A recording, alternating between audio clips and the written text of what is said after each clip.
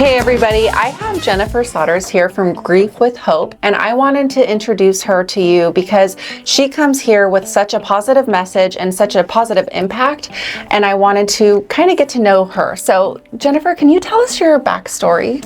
Yeah, so my name is Jennifer Sodders, and I started Grief with Hope February of 2024.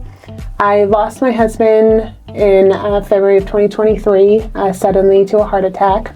My husband was 41 at the time. We had just moved our life out to Oklahoma. We had 2 babies, an 18-month-old and a 3-year-old. Oh, wow.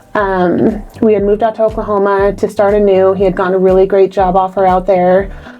So he moved out there, got us started, and I kind of did the back and forth thing for a bit. So we were kind of apart from each other for the last 7 months he was around. I came home in January of 2023, and I ended up getting a phone call one morning that my husband had gone into the emergency room.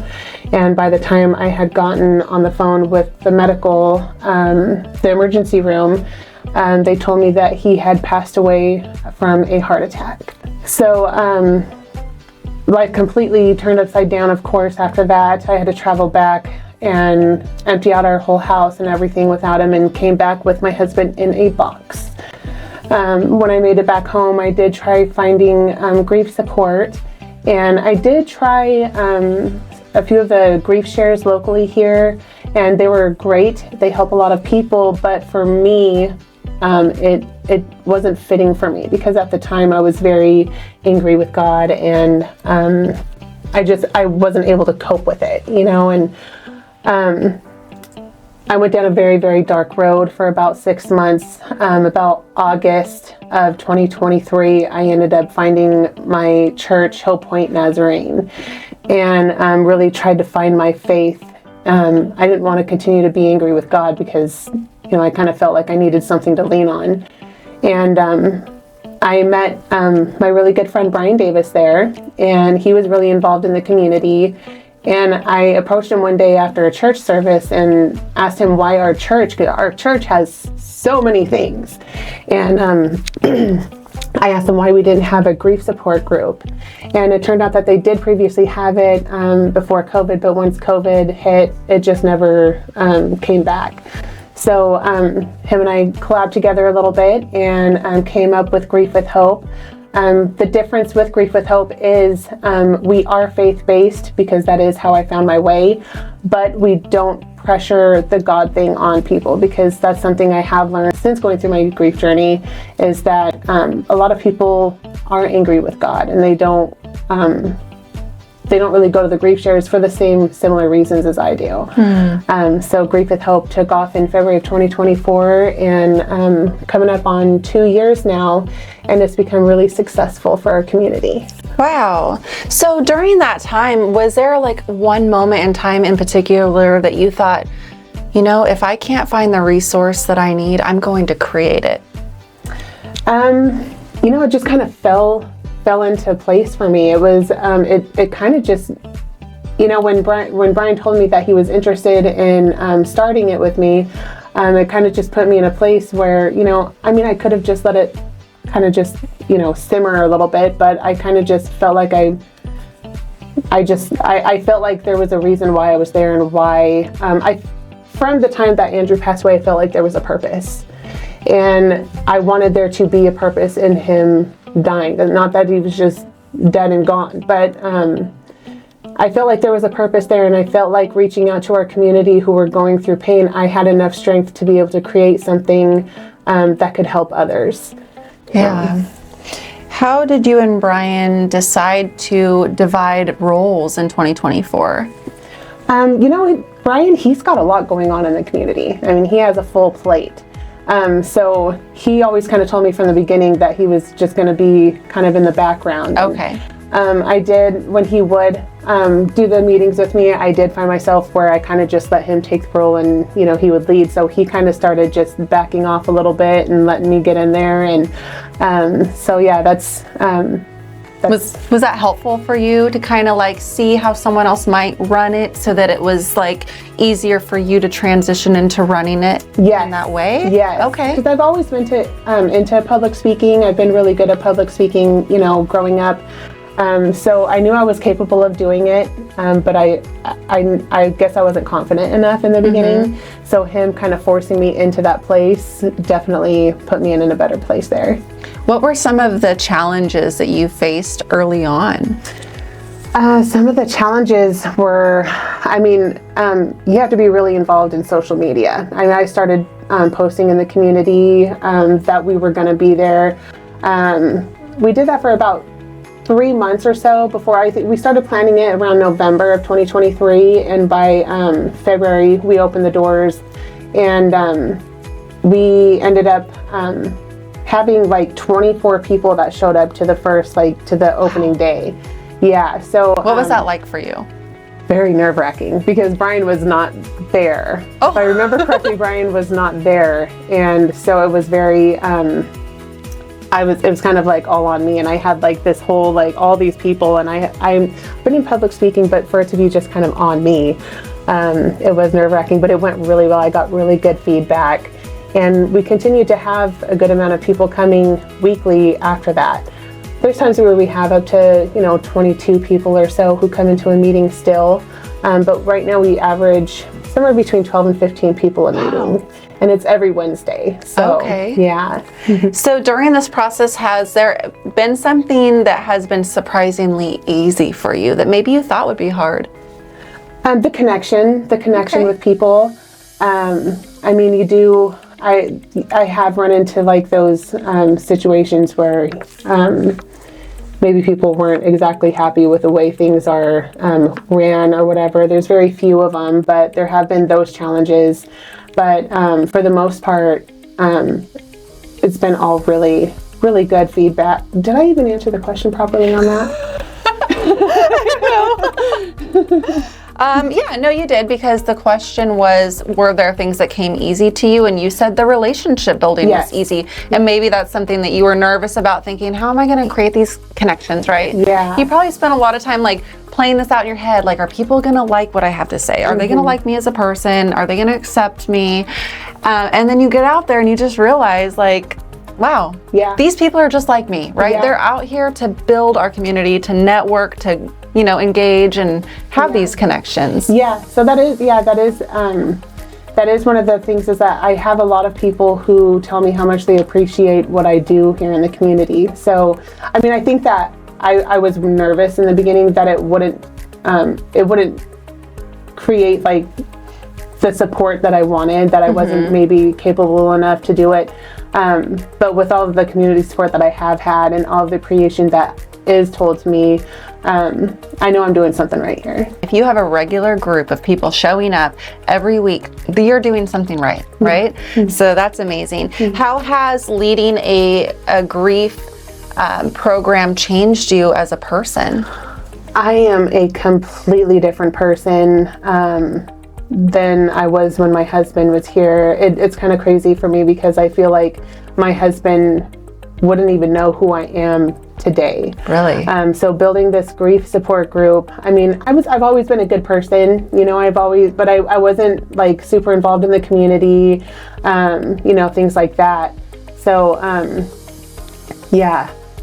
In what ways has building the group helped you heal, grow, rediscover yourself? Oh man, that was it's been extremely healing for me.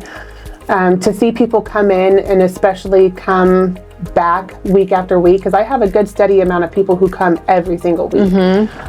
So knowing that I'm enough. I have people coming from Chico sometimes. I have people coming from Calusa, from Wheatland. It's changed me. I can't even name the different ways. It's been healing. It's been comforting that I'm able to offer these kind of things for others.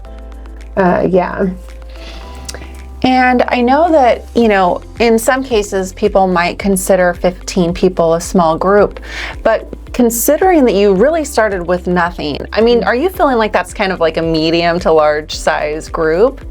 Yeah, I mean, to have 15 people come, it does feel good. I mean, when we have the 20 something, and it honestly, when I'm sitting there and I'm in the front where everybody else is sitting at the table and stuff, it's a good overwhelming. But to look around the room and just see that people are here, and also to mention that they, when they come in and they're so broken, like in their first time coming, they're so broken, they're so depressed, and then to see them continue to come back week after week and to see the way that they change and the healing that they're doing from coming to my group, it's such a rewarding feeling. I bet. Now, have people within the group also made friendships with each other? Yes. Wow. We actually have some of the girls get together and they go do like the paint and sips, and they go and meet on Fridays out in Calusa to go have lunch together, and so there's definitely, and that feels really good too. The friendships that they're building within the group too. Awesome. How did you go from being a group that met at a church to a group that meets at the community center? So at the community center, the church, they have a lot that goes on. They do like the rest program, every year, and then they have like the youth groups that happen. So there's kind of like, sometimes there was a little bit of conflict in being like having to move where our meetings are. So once Brian Davis got his location at the Be Extra Community Center, he asked me if I would like to start having my meetings there, because then it was more a consistent thing. And it kind of goes along with Grief with Hope not being exactly faith-based, because I feel like a lot of people wouldn't come because it was at a church. So that was kind of a difference over at the Be Extra, because then we did start getting more people who were willing to come and open up a little bit more. You wanted to provide a neutral ground so that it felt welcoming for all walks of life. Yes. Okay, well that makes a lot of sense. But if it continues to grow and we run out of room at Be Extra, we may end up having to be back at the church. Yeah, or divide, if you have to. Now, you told me about a time where you had stepped up during a major community crisis. Can you tell me a little bit about that search that you were involved in for Andrew and Wesley? Yes. So it was just about a year ago. Two boys, Andrew and Wesley, they were brothers. I believe they were 17 and 19, if I remember correctly. I mean, it's around there. But they went missing out in the After Bay. They had gone duck hunting, and they ended up drowning out there, and so they started a search party because they couldn't find the boys. So I got a little group of us from Grief with Hope who were willing to go out there. We traveled out to the Orville After Bay and helped to search for them. I was able to get a boat out there with one of my friends and his dad, and we went searching out in the water, and it was close to a month that they were out there searching, that they couldn't find them. But and as sad as those things are, those are things that I really, I like to get involved in, just to be able to help. I mean, the mom and dad, they're completely lost. They were camping out there for, they didn't want to leave there. Their babies were there. And so just to be able to offer to be out there and just be on foot or whatever it may be, I was thankful to be able to offer those services for them. Yeah, that's amazing, because if they're out there camping and they're feeling alone and you're there and you know what they're going through, or people in your group, they know what they're going through. Yeah. So that's got to feel amazing, and it probably fills a little piece of your heart every time you're able to help with something like that. Yes, yeah, very much. What does community support mean to you now versus what it meant to you in 2013? When Andrew passed away, I think this is where I really started to find my love for the community. People that didn't know me at all, but a lot of people knew Andrew. Andrew was very well known by a lot of people. He was very good-hearted. Community really stepped up, and whether it was making us meals and bringing them to our house so that I didn't have to worry about cooking, or we ended up having like over 100 people show up for his service, just to offer comfort and to really be there. it's brought on a whole different meaning for me, because if it wasn't for my community stepping up and really being there for me and my boys and my family through all of it, I don't know, I could have been in a completely different place. I mean, there was 2 roads I could have gone on after losing Andrew, and it could have been very easy for me to go down the dark road. I was down there for, about 6 months until I found, some sort of healing just from involving myself in the church and finding my church family and the community there. But yeah, definitely life-changing. How have community partners such as Hope Point and Be Extra helped your organization? Hope Point, for one, giving us a foundation to stand on. They were very willing to allow me to start the grief support group out there. And if it wasn't for having that place, I wouldn't have had any kind of place to offer the grief support group. Be Extra, Brian has in many, many, many ways helped me in my journey. And he's a widower as well. He lost his wife, I think it's going on about 11 years now. So there was some sort of, we were able to, connect. Yeah, connect on that. Yeah. And then, so he really got me started, guided me on how to turn it into a nonprofit, and then offering me the space to have our meetings there. And he invites us out to go do his, we went to the, they went down to help at the Palisades fire. Grief with Hope was able to go with them to go help support down there in LA. Wow. All of his vendor fairs and stuff, being able to allow me to come out there and set up, with flyers and things like that, to let people know that we're here. So they've helped a lot. He's helped quite a bit, spread your mission, your vision. That's amazing. What have you learned about running a community-based organization that you could share with someone else who might have an idea to start something similar? It's a lot of footwork. It's not easy. It's definitely not easy. But I know that social media has been huge in getting the word out for Grief with Hope, and just really being active, being out there with the community, when they have the stroll and stuff coming up, finding your place and having flyers available, and yeah. And now you're a single mom of 2 boys. Yes. So how do you juggle this organization as well as being a very involved and attentive parent? I have a lot of family support. So I do have my family there to help support, watch my kids, but doing things like this, I do like to get my kids out into the community too. So, and they're dealing with the loss of their dad.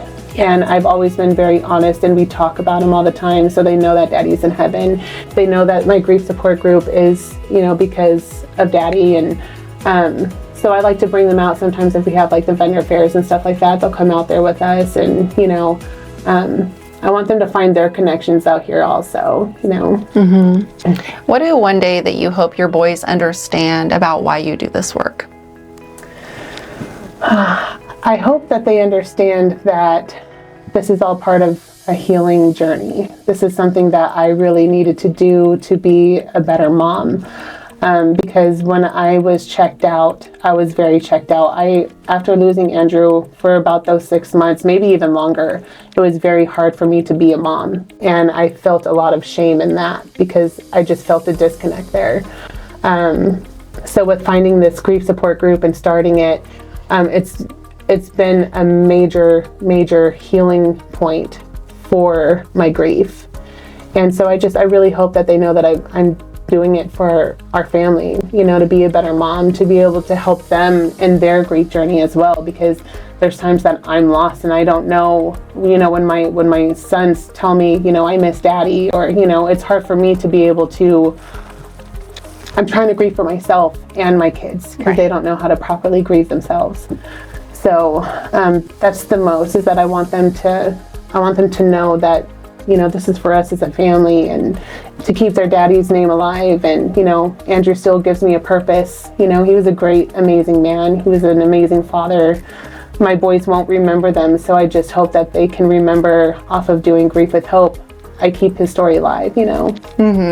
Now, have you actually found healing just within you bonding with the people that you've brought into your group? Have they helped you heal?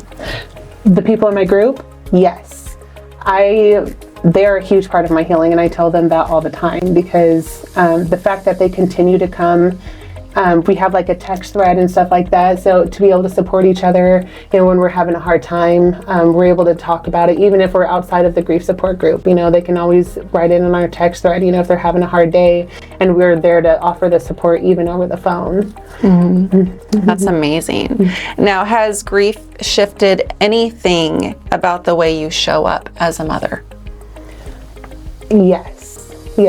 Probably everything, right? Everything. Yeah. I mean, I there's times that, you know, where, you know, on the hard days of grief, you know, I tend to check out a little bit, and, you know, the stress gets a little bit more, you know, but it leaves me to be very thankful for, you know, I mean, they're the reason why I've been able to pull myself through this grief. You know, I know that they deserve more. They already lost.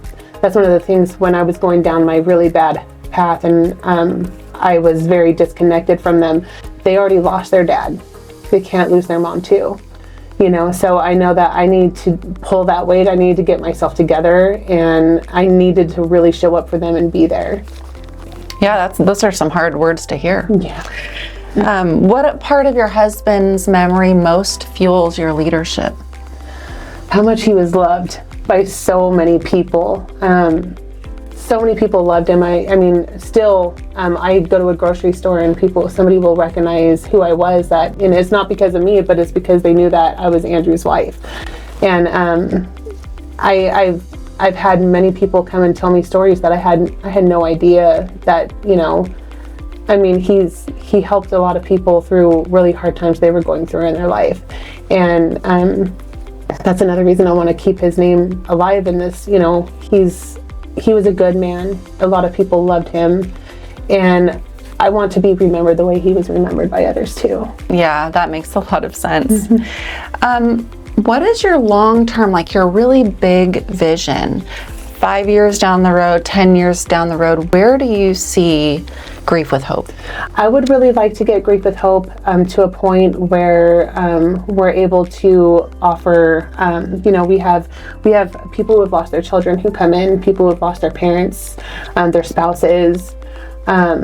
I would like to get it to a place where we're able to break off into those groups where people can just really connect on those personal levels, and they know that these other people feel that same exact pain. And another really huge one that I want to do is get a grief support group for children. That's kind of hard for me right now, because I have to find someone who's like a licensed therapist who's willing to give up their time to come in and do that with the kids. Right. So, I mean, that's one thing I'm really, really passionate about, is wanting to get a grief support group started for the kids to come. Wow, that would be amazing. Yeah. It's definitely a need in our community and even outside of our community. So that's a very noble cause, and I appreciate you being here with us today. What is something that, if someone is listening, what would you want them to hear today? That you're not alone in your grief, that you have a place to come. Everyone is welcome. And I felt very alone. Grief is a very lonely feeling. And I know it's hard not to feel that no matter what, but that's a big reason why I wanted to start with Grief with Hope, is because I want people to know that they have a place to go, that they can come and they can just let it all out. You can talk about the death of the person that you're hurting over to the people around you at home, your family, your friends, but there's only so much that they can say, and at some point they're going to get tired of hearing about it. So coming to Grief with Hope, you know that you're able to come and you're able to talk about those feelings, and that's where I feel like the healing is. You need to talk about it. You know, you can't just continue to sweep it under a rug, and you know. So yeah, that's huge for me. I want people to know that they have a place to come and they can feel comfortable to come there. You can come and you can talk. You can come and you don't have to talk. You know, you can just come in and listen, so that you hear other people's stories and they know that they're not alone in their feelings. You can come and you can talk as much as you need to. Oh, so you're just providing them that platform where they don't feel guilty for talking about it. They feel heard and they feel connected to the others around them because you are all going through the same things. Yeah. So, well, that's amazing. And before we wrap up, is there anything else you'd like to say? I don't think so. I think, yeah, I'm very thankful that you brought me in here to be able to talk about it. I'm really wanting to get the word out there for others to know because there's a lot of people who still don't know I'm here. Yeah. So yeah, I'm thankful that you gave me the opportunity to come here and talk about it. Well, I'm so grateful that you took the opportunity to come in and hang out with me today and let me hear your story and let us hear your story. So, well, thank you guys for watching and have a wonderful day.